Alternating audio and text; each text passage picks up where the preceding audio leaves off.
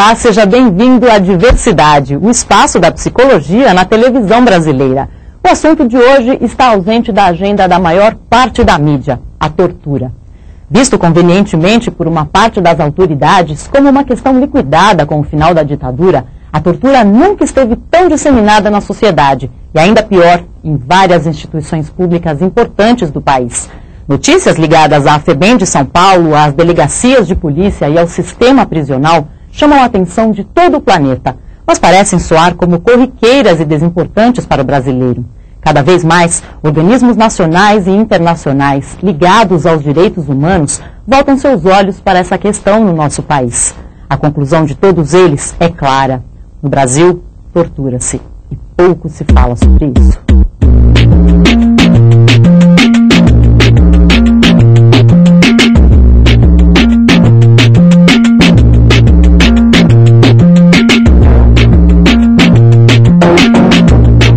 No programa de hoje você vai ver. Em São Paulo, o CRP participa de uma caravana para conferir de perto as notícias de maus tratos na FEBEM. No Opinião, a psicóloga Maria Auxiliadora Arantes fala sobre as sequelas da tortura. Você vai conhecer o trabalho de uma psicóloga com as famílias de crianças e jovens em situação de risco. E na entrevista, Graça Marquina Gonçalves recebe uma ativista da paz, Amélia Teles. Vamos começar ouvindo a voz das ruas. Diversidade foi saber da população o que ela imagina que seja a tortura. Peraí, fala tudo. Como uma pessoa precisa fazer para torturar outra pessoa? Eu acho que é o desprezo, né? Ofensas. Traição, falsidade. Ofendendo a pessoa com palavras, né? Ser indiferente a ela, eu acho. Batendo, machucando. Sei lá, enfiar a agulha nos dedos dela. Eu acho que a pior tortura é emocional mesmo, né? Tipo, não aceitar o que a pessoa é, tá entendendo? Com certeza. Se você não fazer aquilo, eu vou te entregar você, né? Então, aí você tá com o rabo amarrado com a pessoa, você é obrigado a fazer um negócio pra pessoa porque você tá com o rabo amarrado, né? Então isso é uma tortura, né? Atingindo os pontos fracos dela. Se você influencia na decisão de uma outra pessoa, eu acho que isso daí é uma tortura que é uma tortura interna. Acho que é pior, que acaba refletindo na sociedade como um todo, né? A pessoa desrespeitar o limite alheio, a pessoa não ter coerência com as coisas que ela vai dizer, machucar, acho que essa é a pior tortura. Às vezes a verdade dói, às vezes pode até ser levado como uma tortura, isso. Torturar? O barulho pode, com certeza. O barulho, a poeira, o transtorno no trânsito. Frescura, estar estresse é frescura, mano. Através de um assalto é uma tortura. É tanta violência que eu não sei te dizer. Caos político é o que faz com a gente. Você viver e não poder trabalhar para se sustentar, isso é a pior tortura. É excluir. Excluir a pessoa, botar ela à margem da sociedade é uma forma de torturar. É uma das formas mais pesadas assim, de torturar uma pessoa. Para comentar essas respostas, Diversidade convidou Paulo Endo. Paulo é psicanalista e professor doutor do Departamento de Psicologia da USP. É autor do livro A Violência no Coração da Cidade, um estudo psicanalítico publicado em 2005. Duas coisas importantes, né, que me chamaram a atenção, pelo menos. Uma coisa é que na resposta sobre o que é tortura, fica completamente embaçado a figura do torturador, né? Você não vê a figura do torturador. É um som, um barulho, é alguma coisa que me faz sofrer, etc. e tal, mas a figura do torturador não aparece. Não parece não ser uma coisa importante na definição da tortura. E uma outra coisa que eu achei interessantíssimo é que e que nos leva a pensar, né? É que o que teria sido feito do ponto de vista da nossa experiência traumática com a tortura política para que ela não tenha, de alguma maneira, servido como para uma melhor definição do que é um processo de tortura na sociedade civil de maneira geral, né? Isso eu acho interessante porque se a gente pegar esses dois elementos conjuntamente, uma fraca definição do que é tortura, né, pelo menos nessas pessoas que tiveram a oportunidade de falar, e ao mesmo tempo essa indefinição de quem é o provocador da tortura, a gente tem no fundo um resultado que é você escapar completamente da definição de tortura, que a tortura ela é uma relação absolutamente assimétrica, não é? Só há tortura quando você tem uma situação de absoluta assimetria entre aquele que numa posição impotente jamais poderia reagir de maneira eficaz contra o que vai acontecer com ele e alguém que tem todo o poder sobre ele. Eu costumo dizer uma coisa a propósito de uma reflexão que a gente fez em outro lugar, em outro tempo, sobre a tortura, que o torturador, no caso da tortura política, sobretudo, ele tem a seu favor, vamos dizer assim, a eternidade, né? E o torturado tem a espera. E a gente sabe que, de alguma maneira, toda dor que não vai passar, que a gente tem a sensação de que ela não vai passar, ela se torna insuportável, né? Você vê que uma das primeiras coisas que a gente aprende quando criança, né, quando você tem uma presença de um adulto, né, que acolhe e sustenta um pouco esse lugar de dar guarida à nossa dor, é a garantia de que ela vai passar, né? O adulto diz para a criança, não, ela vai passar. Isso tranquiliza e depois na sua experiência você vai ver que passa. Na tortura, o que eu acho que acontece na posição do torturado é justamente o contrário. É essa garantia de que a sua dor não vai passar. E é da relação entre o torturado e o torturador que vem uma dica do Diversidade. Trata-se de um filme de 1994 do diretor Roman Polanski, A Morte e a Donzela. Baseado na peça de Ariel Dorfman, relata o encontro em um país da América Latina entre uma mulher que foi torturada anos antes com o seu torturador. No elenco estão Sigourney Weaver e Ben Kingsley. Vale a pena conhecer. E por falar em cinema, o novo ciclo do Videoclube do CRP tem como tema os direitos humanos. Até junho, o público vai poder conferir filmes que tratam dos processos de exclusão social e de situações que desrespeitam a dignidade humana. Vamos procurar, através desses filmes, discutir uma das temáticas centrais da nossa campanha desse ano, que é aquilo que é feito para excluir, não pode incluir. Então, nós vamos estar discutindo a questão do encarceramento, né, das formas que a sociedade tem e utiliza, muitas vezes, para reprimir, né, a diversidade, reprimir a opinião, reprimir a expressão. Após a exibição do filme, acontece um debate com a participação de especialistas. O primeiro filme do ciclo foi 15 Filhos, de Maria Oliveira e Marta Merrin. O documentário, premiado em vários festivais, mostra a época da ditadura militar através da memória de infância dos filhos de militantes políticos.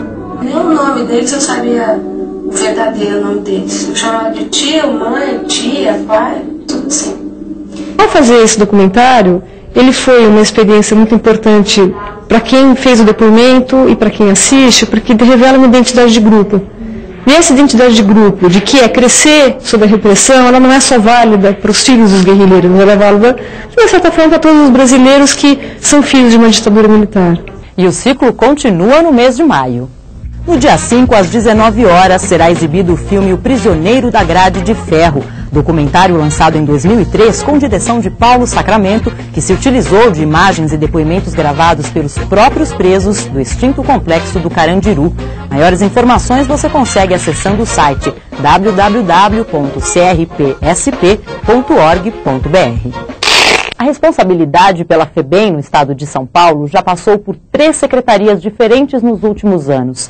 E na última década vimos a cada grande rebelião o governador aparecer com plantas, maquetes e velhas ideias para o mesmo problema. Mas na prática, nada consistente é feito para melhorar as condições dos jovens em medida socioeducativa. Para ver de perto essa situação, o Conselho Federal de Psicologia, através da sua 5ª Campanha Nacional de Direitos Humanos, promoveu uma caravana de inspeção às unidades da FEBEM de todo o país. Em São Paulo, membros do Conselho Regional de Psicologia, da OAB, do Conselho Tutelar e de várias ONGs visitaram o Complexo Tatuapé da FEBEM. O Complexo Tatuapé da FEBEM é o maior do estado de São Paulo e o que enfrenta os maiores problemas. São constantes as denúncias de maus tratos e torturas que levam a um clima de tensão constante. Só no ano de 2005 foram 18 rebeliões. Para o advogado e membro da Comissão Nacional de Direitos Humanos da OAB, Pedro Dallari, é a própria estrutura prisional da FEBEM que provoca a violência das rebeliões. Nós somos tratados muito bem, os funcionários são muito cordiais. Agora, é um cenário muito deprimente, porque prevalece uma perspectiva prisional, né, de punição, em que os adolescentes são tratados como criminosos e não se acena para eles nenhuma perspectiva de futuro. Isto gera, evidentemente, todas as condições para a insatisfação, para a rebelião, para de alguma maneira, aquela energia que é própria da juventude se canalizar para uma perspectiva de enfrentamento do poder público que está faltando, está ausente e não está satisfazendo aí as exigências da lei. A ausência do poder público foi a principal característica observada pelos membros da caravana de inspeção. Ao invés de um projeto socioeducativo, foi encontrada a violência física como forma de reabilitação. O que a gente encontrou foi uma prisão, e uma prisão de uma elevadíssima violência, os meninos apanhando, né, presos nas suas celas. Então, os funcionários extremamente, se vendo também extremamente ameaçados, né? Ou seja, uma situação absolutamente absurda, né, do ponto de vista de direitos humanos, do ponto de vista de uma proposta socioeducativa. Muitos sinais de colocar os garotos na tranca, tortura, garotos que foram baleados, bombados de borracha, que foram surrados com vara, não sei de quê, mas estavam todos marcados, com dente quebrado, machucados. O Conselho Tutelar é o órgão responsável pela preservação dos direitos da criança e do adolescente. Mas a fiscalização é complicada devido à dificuldade que o órgão tem de entrar nas unidades. Há uma demora do acesso do Conselho até chegar. Chegamos na porta, a gente vai conseguir entrar umas questão de 40, 50, 60 minutos depois. E a gente percebe que a coisa está muito maquiada, né? Inclusive, nessa última visita, nós presenciamos, assim, na primeira unidade que nós estivemos, né, os garotos falaram abertamente: nós só estamos aqui no pátio porque vocês vieram visitar. Segundo o direito brasileiro, o Estatuto da Criança e do Adolescente, o menor de idade infrator deve ter o tratamento diferenciado do adulto criminoso. Para Pedro Dallari, medidas como tentar diminuir a idade penal e adotar a punição carcerária para jovens e crianças são formas de encobrir um problema muito mais amplo. Eu acho que 18 anos é uma referência consolidada no direito brasileiro, no mundo inteiro é uma idade de referência adotada quase que de maneira unânime, e eu acho que é uma falsa discussão. O que nós temos é que dar perspectiva para os jovens, não é discutir de que maneira mais violenta ou mais truculenta eles vão ser tratados. Qual é que é a perspectiva disso dar certo, disso funcionar? Será que isso vai melhorar a vida da sociedade, né? Que sociedade é essa que a solução para os problemas da juventude é trancafiá-los, né? Não é uma sociedade sã, a sociedade está doente. No dia 5 de abril ocorreu mais uma rebelião no Complexo Tatuapé. 600 jovens participaram do conflito e 62 pessoas, entre internos e funcionários, ficaram feridos. Numa área de 200 mil metros quadrados, o Complexo Tatuapé abriga mais de 1.200 jovens distribuídos em 18 unidades. No final de março, o governo de São Paulo deu início à desativação do complexo com a demolição da unidade 33. Mas para a maioria dos especialistas, a construção de novos prédios não diminui os problemas da FEBEM. Para isso, a mudança deve acontecer por dentro, na forma de pensar o tratamento dado aos menores infratores. Esse modelo, né, que é um modelo de grandes instituições, é um modelo que está sendo criticado há muitos anos, né? Pelo menos há 15 anos temos o Estatuto. Esse é o 16º ano do Estatuto, e esse modelo já foi comprovadamente, né, tido como um modelo absolutamente ineficiente, né? Quer dizer, hoje, cada vez mais se pensa em instituições menores, instituições pequenas, onde tem um projeto educativo. As unidades menores são melhores que as maiores? A princípio, sim. Mas se a unidade menor reproduzir essa ausência de medidas socioeducativas mais efetivas e essa filosofia voltada para a repressão, voltada para a punição, pode-se fazer a unidade do tamanho que se quiser, que não vai funcionar. Ninguém passa incólume pela tortura. A violência desse ato desumano deixa marcas, e essas nem sempre são visíveis. Quem fala sobre isso é a psicóloga Maria Auxiliadora Arantes, integrante do Departamento de Psicanálise do SEDE Sapiência. Maria Auxiliadora é fundadora e dirigente do Comitê Brasileiro pela Anistia, em São Paulo. Em 1999, lançou o livro Pacto Revelado, sobre a clandestinidade nos anos de chumbo da ditadura militar. Eu considero que a sequela da tortura, ela, do ponto de vista psicológico, ela existe, ela é permanente, ela é uma decorrência da vilania e da perversidade que é cometida durante a tortura sobre o corpo de um outro, sobre o corpo do preso, por um agente que se outorga o direito de praticar estes atos. E acreditando, como psicóloga, de que mente e corpo, o psíquico e o somático são uma unidade, não há nada que ocorra no corpo que não tenha uma inscrição psíquica e também nada que possa ser pensado que não tenha uma decorrência somática. Ora, a tortura é um ataque radical, é um ataque desumano, degradante sobre o corpo de um outro. Logicamente, as decorrências que ficam como sequelas desta experiência, elas são indizíveis, elas não são faláveis, e muitas das pessoas que passam por essa experiência têm poucas oportunidades ou não se sentem em condições de comentá-las. E o sofrimento que decorre desse tipo de vivência, ele é absolutamente, eu acredito que o espaço de recuperação em relação a essa sequela, ele precisa ser processado e dificilmente alguém que passou por uma experiência dessa natureza processa essa dor no nível em que poderia deixá-la absolutamente esquecida desse momento. Na verdade, do ponto de vista psíquico, o esquecimento ele é impossível. Essa experiência de não se lembrar não quer dizer que o evento não tenha ocorrido.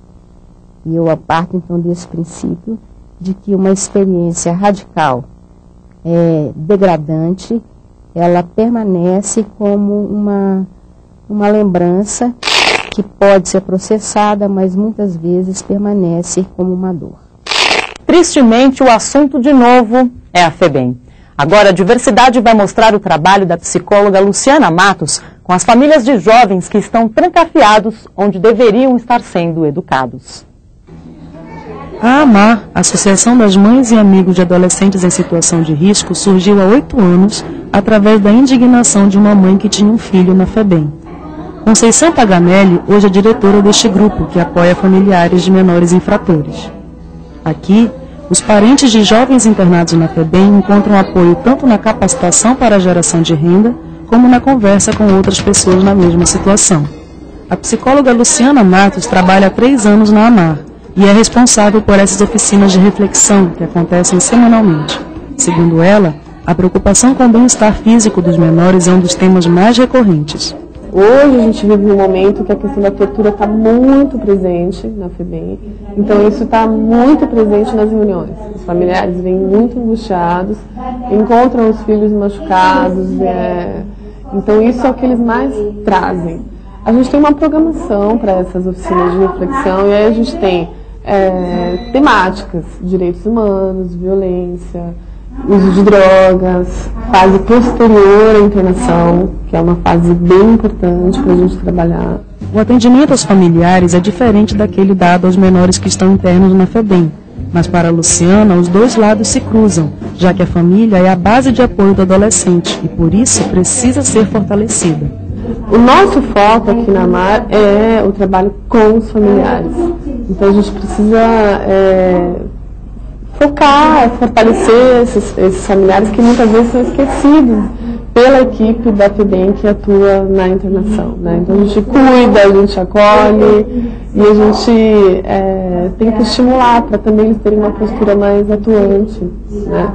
Porque às vezes a fragilidade também deixa a pessoa imobilizada, né? Sem atuação. Maria Aparecida Silva tem uma filha de 17 anos interna há 5 meses na FEBEM.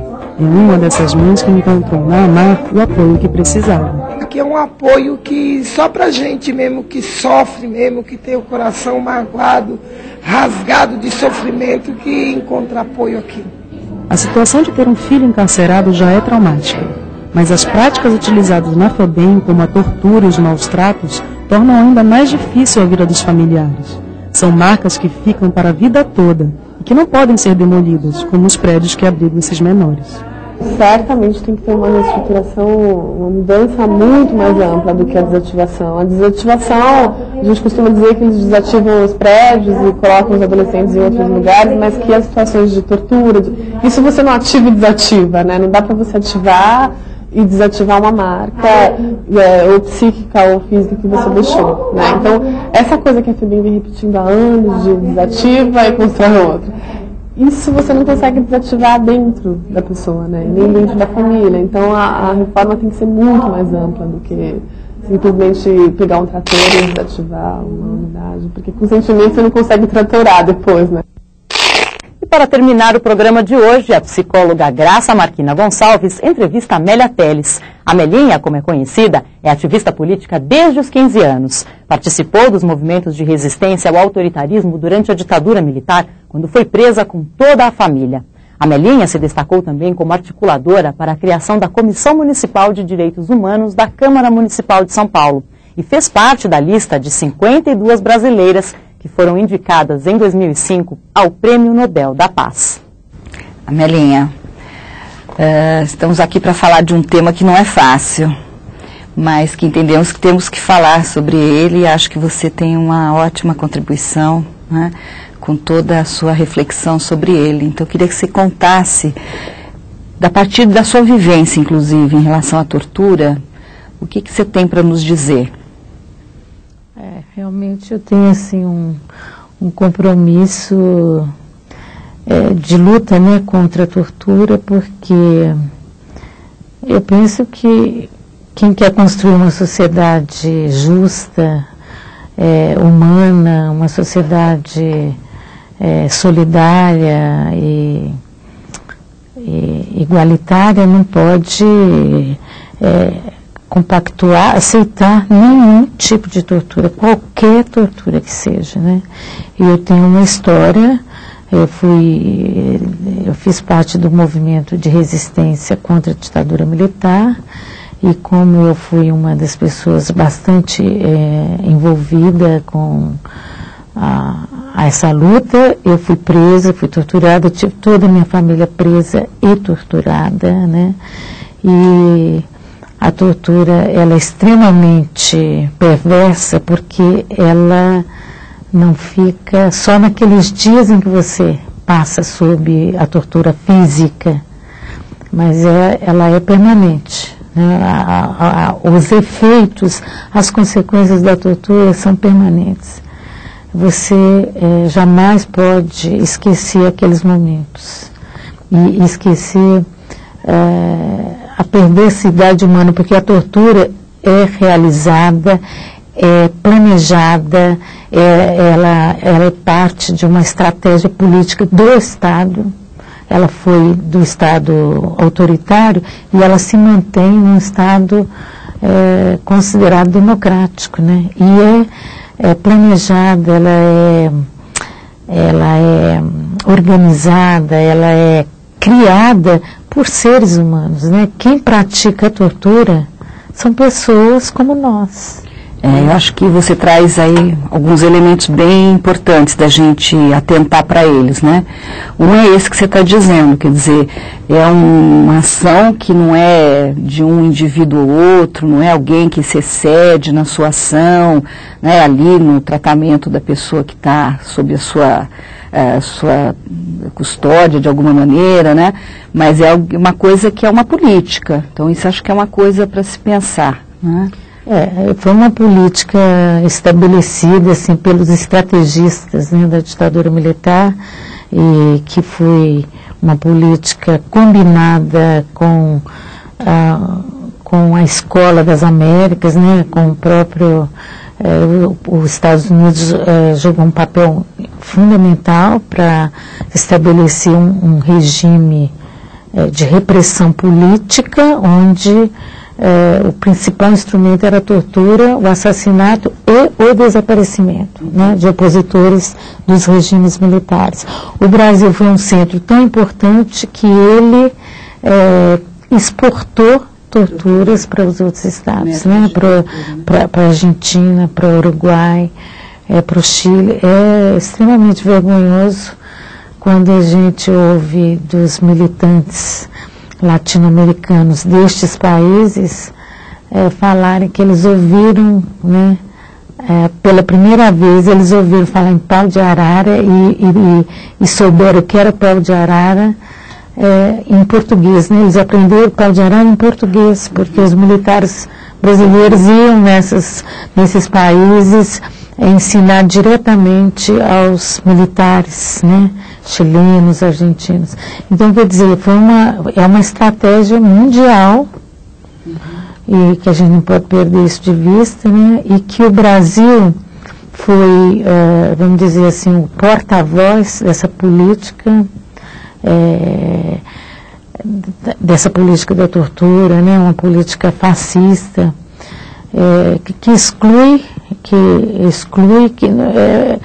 que cria pânico, né? Eu acho que o pior da tortura é isso, porque ela cria medo, ela impossibilita as pessoas de trabalharem com as próprias informações que elas têm. As pessoas que estão sendo torturadas, ou as pessoas que estão ao seu redor, né? Porque muitas vezes a tortura não atinge só aquelas pessoas que foram para o pau de arara, não.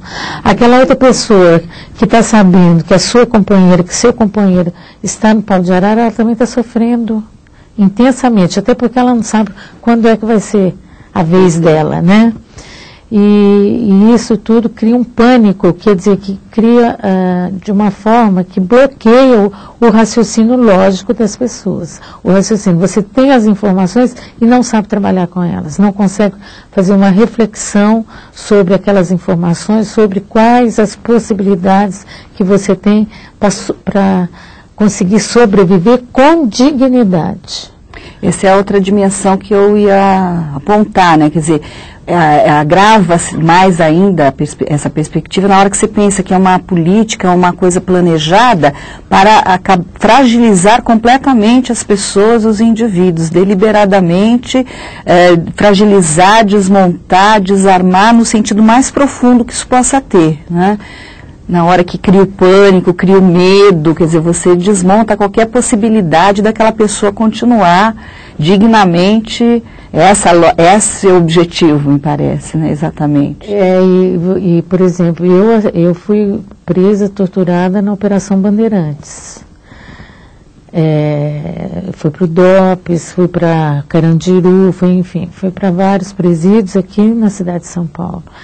Na Operação Bandeirantes existia um serviço de inteligência, onde eu acredito que até os psicólogos deviam ajudá-los, né?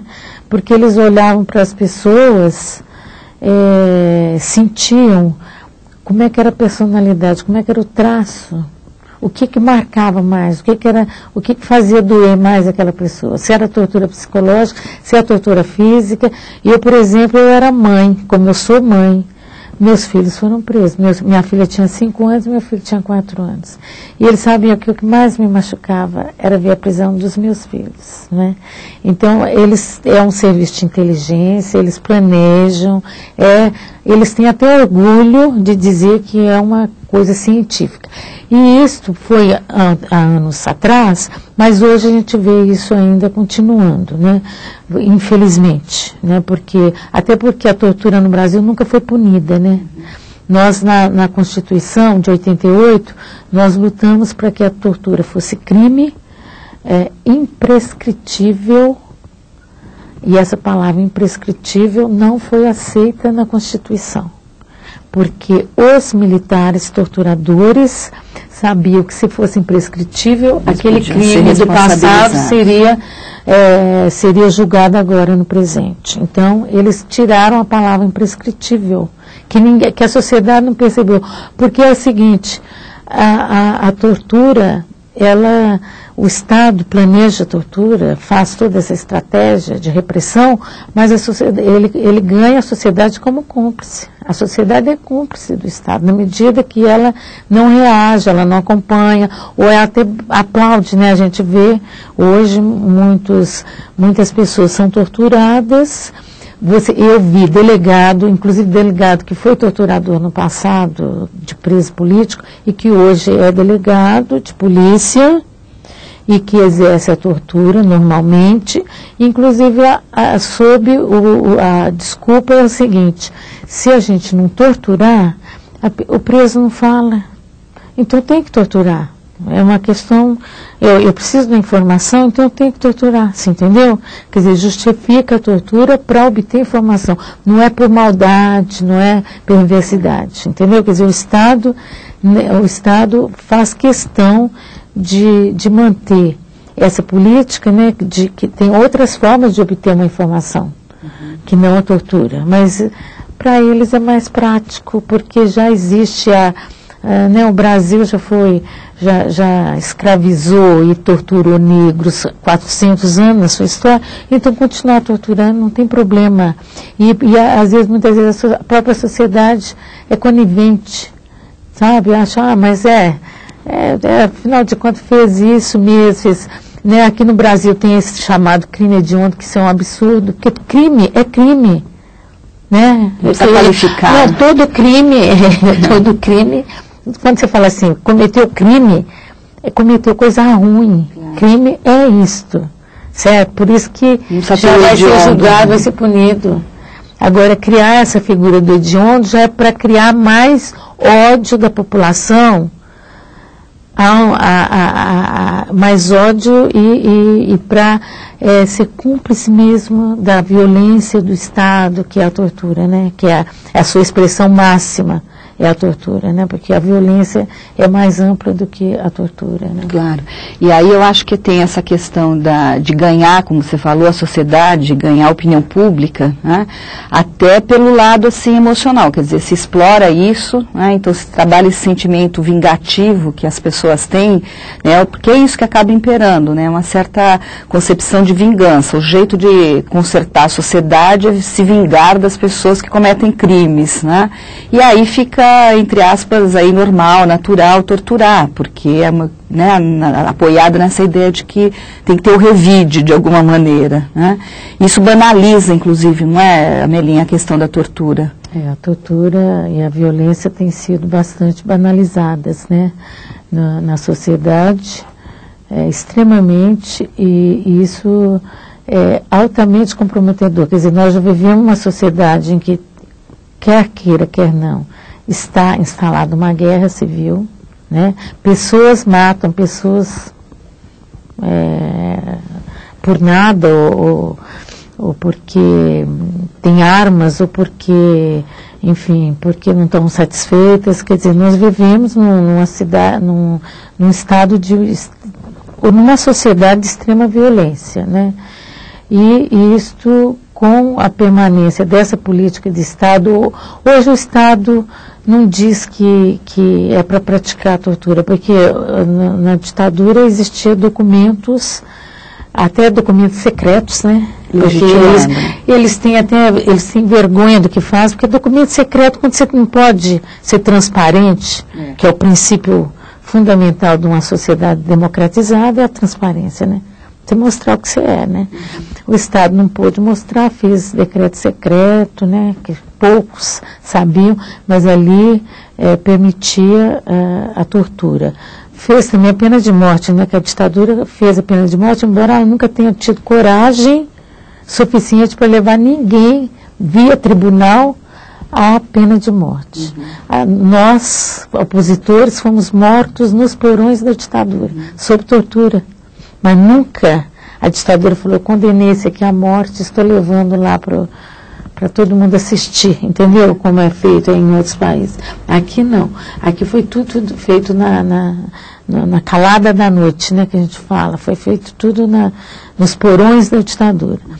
Agora o Estado é democrático, existem leis, mas até parece que é quase que ingenuidade, ou parece absurdo a gente apelar pela aplicação das leis. Porque o que nós queremos, né, nós que lutamos contra a tortura, nós lutamos pela erradicação da violência e da tortura, né? Eu sou da Comissão de Familiar de Mortos e Desaparecidos Políticos, nós buscamos a responsabilidade por esses crimes para justamente impedir o que está acontecendo, que é a banalização da violência, banalização da tortura, né? E até nos propomos a lutar pela erradicação da tortura, porque se a tortura foi uma invenção do ser humano, portanto, nós podemos inventar uma sociedade sem tortura. Claro. Depende de nós, né? Não vai depender de ninguém, depende de nós. Eu acho que isso a gente tem que colocar muito claro na nossa cabeça, né? Ter essa conduta, essa postura. Nós não podemos aceitar, nós não aceitamos, nós não queremos. E hoje o Estado tem leis que protegem as pessoas contra a tortura. Mas quando você apela pelas leis, parece que você está pedindo um absurdo. A lei foi aprovada democraticamente nos fóruns legislativos, onde se elaboram, onde se formulam leis. Nós batalhamos para que essas leis fossem aprovadas. A sociedade, ou pelo menos parte da sociedade, nos acompanhou, aceitou. E agora, cumprir lei é absurdo? Não, nós queremos que seja cumprida a lei, sim. E pode, sim, fazer um interrogatório às pessoas suspeitas de terem cometido crimes sem a tortura psicológica e física.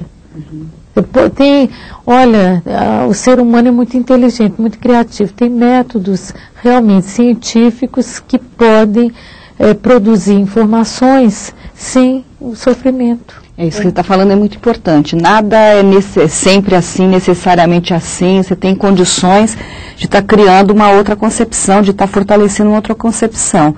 A gente até tem instrumentos, é isso que você está dizendo, né? Tem. Enquanto leis que já apontam para um outro tipo de sociedade. Nós temos a lei contra a tortura, essa lei que foi regulamentação do princípio constitucional, porque a tortura é crime no Brasil. Né? E, no entanto, quem pratica tortura, principalmente quem pratica, são os próprios agentes públicos, quer dizer, que são os agentes do Estado. Né? Agora, mais do que denunciar isso, a gente precisa também trabalhar essa concepção de uma outra forma de sociedade, uma outra forma de relação entre as pessoas com todo mundo, né? Quer dizer, acho que é um trabalho ali cotidiano, né? De não só apontar essas questões da parte do Estado, mas está trabalhando com a população, qual é o tipo de concepção em que se baseia, qual é o tipo de sociedade que se quer, né? Acho que esse é um trabalho, mas que não pode parar, né? Porque nada está garantido. É um trabalho cotidiano, né? E tem que exigir do Estado também. A gente não pode aceitar que os governos, todos os governos tidos como democráticos no Brasil, nenhum apurou os crimes da ditadura. Assim como tem dificuldade de apurar os crimes que comete, que são cometidos hoje nas delegacias, na FEBEM, enfim, nos quartéis, nos quartéis, as chacinas que são feitas por militares. Nós estamos aí com crimes e com massacres, né? Nós temos massacres enormes e que não são apurados. E o Brasil está sendo considerado um dos países em que mais há violação dos direitos humanos no mundo. Então, quer dizer, que nós temos que mudar nosso comportamento, nós temos que conscientizar a população e também cobrar do governo. Uma postura realmente democrática. Nós queremos do governo só que ele cumpra a lei. Não precisa fazer mais nada. Cumpra a lei. Exato. Tá bom, Melinha, acho que foi bom. A gente tem aí muito o que fazer, né? Vamos em frente. E Diversidade fica por aqui. Hoje você conheceu um pouco sobre do que a psicologia tem a dizer e a perguntar sobre a tortura, torcendo para que mais vozes se ergam indignadas com essa violação da dignidade humana. Obrigada por sua atenção e até a próxima.